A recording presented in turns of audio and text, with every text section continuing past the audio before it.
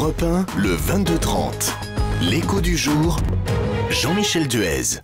Bonsoir Yann Caillère. Bonsoir. Vous êtes le directeur général délégué du groupe hôtelier Accor. Vous avez récemment présenté votre programme de développement dans le haut de gamme avec une augmentation du nombre d'hôtels dans ce segment.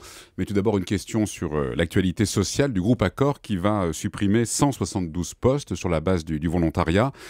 Quelle est la finalité de ce plan ? Écoutez, on a annoncé avec nos résultats qu'on devait faire un plan d'économie de 100 millions sur les 2 prochaines années, c'est-à-dire 2013-2014. Et ce plan de départ volontaire s'inscrit dans ce plan de réduction. On s'aperçoit aujourd'hui que, pour différentes raisons, sur la partie européenne, on voit des coûts de construction qui augmentent plus vite que nos prix de vente, on voit des coûts d'énergie qui augmentent plus vite, et donc notre rôle, c'est justement d'anticiper ce pincement de nos marges et de revoir nos organisations par rapport à ça. Ce sont des suppressions en France ? C'est principalement au siège. Ouais. Dans les structures centrales. Et les syndicats affirment aussi que vous avez l'intention de vous séparer de 200 hôtels en France, alors ? Alors ça fait partie de la stratégie que l'on a annoncée, qui était de dire à partir de 2016, on aura un objectif d'avoir 20% de nos hôtels qui seront des filiales, 40% qui seront sous un contrat de management et 40% en franchise. Ce qu'il faut comprendre aujourd'hui dans l'hôtellerie, si je peux expliquer, c'est que aujourd'hui dans l'hôtellerie, contrairement à 5-6 ans, on avait une bataille à mener qui était la bataille contre les concurrents. Aujourd'hui, on a 2 batailles à mener. On a la bataille des concurrents qui reste toujours d'actualité et on a également la bataille de la distribution et des ventes. C'est vrai qu'avec tout ce qui est distribution et notamment les OLTA, ce qu'on appelle les Online Travel Agents, c'est ceux qui nous vendent sur les lignes avec des taux de commission qui peuvent être relativement élevés. On a besoin aujourd'hui, dans la distribution, d'investir beaucoup d'argent. Donc on n'a plus les moyens aujourd'hui de continuer à avoir autant de filiales et en même temps être obligé d'investir autant sur la distribution et les systèmes de distribution. Donc le chiffre de 200 hôtels est exact, oui. Il partirait vers la franchise ? En général, c'est soit du sales et franchise back, ou soit du management. Tout dépend de la catégorie d'hôtel. Alors dans le même temps, vous développez donc le haut de gamme, le segment de luxe, avec quand même une ambition forte, parce que vous voulez passer de 300 hôtels aujourd'hui à 400 dans 2 ans. Alors comment ? Ce sont des acquisitions, ce sont des constructions, ce sont des rénovations ? En général, dans le haut de gamme, on est en contrat de management. Donc en fait, dans le haut de gamme, on a pour ce faire, on a des marques internationales, Sofitel, Pullman, M-Gallery, et on a des marques locales. Donc en fait, on s'aperçoit aujourd'hui que sur certains marchés très importants, comme la Chine, on a eu une demande d'hôtellerie haut de gamme, donc une sorte de grand mercure très chinois, et que l'on a lancé, qui s'appelle Midway. Et l'Indonésie est en ce moment en train de lancer un hôtel qui s'appelle Mahachipta, qui est un produit typiquement indonésien pour une hôtellerie haut de gamme indonésienne. C'est possible sur des marchés qui ont un vrai potentiel, ce serait peut-être le cas en Inde par exemple, ça peut être le cas en Amérique latine également, de voir si localement on a la possibilité de se développer.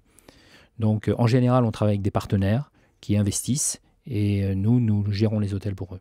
Et ce programme ne concerne pas la France. Alors la centaine d'hôtels... Ah si, à l'intérieur. À l'intérieur de ces 100 hôtels. Quelle proportion à peu près ? Sur la France, il y aura peu d'hôtels. Pourquoi ? Parce que sur la France, on a déjà pratiquement des Sofitel dans toutes les villes où on doit être présent. Reste encore peut-être de la place pour 1 ou 2 Pullman et puis des M-Gallery.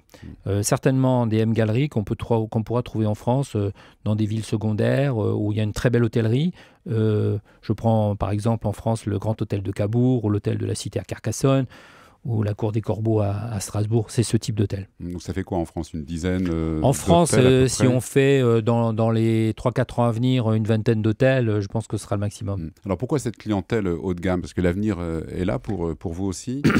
Mais ce qu'il faut savoir, c'est que le gros marché de l'hôtellerie mondiale, c'est l'hôtellerie haut de gamme. Ce n'est pas très intuitif, mais c'est pourtant le cas. Et donc, c'est vrai que jusqu'à maintenant, le groupe Accor était plutôt connu pour avoir un ADN plutôt dans le milieu de gamme et dans l'hôtellerie économique. Avec le travail que l'on a fait sur Sofitel et le repositionnement que l'on a fait sur Sofitel, on a vu qu'on était capable de gérer de l'hôtellerie haut de gamme. Et c'est vrai qu'avec ces nouvelles marques, on est en capacité. Il y a une clientèle internationale de plus en plus importante sur ce créneau. D'ailleurs, on le voit avec d'autres marques que l'hôtellerie. Je pense que le succès d'Hermès ou de LVMH ne se dément pas. Et nous, on est prêts maintenant et on le prouve. Alors, on parlait tout à l'heure de ces suppressions de postes, essentiellement au siège, je vous disais, sur la base du départ du volontaire. Oui. On dit pourtant que l'hôtellerie est un secteur qui embauche. Ça continue à être vrai, oui. Ça, effectivement, ouais. Oui, on continue à embaucher, mais on va embaucher dans les hôtels. Alors, vous, combien, par exemple, chez Accor, vous embauchez combien de personnes en général, France, par exemple? En général, on va être sur un rythme d'embauche d'environ 4-5 000 personnes par an, à peu près. Ouais.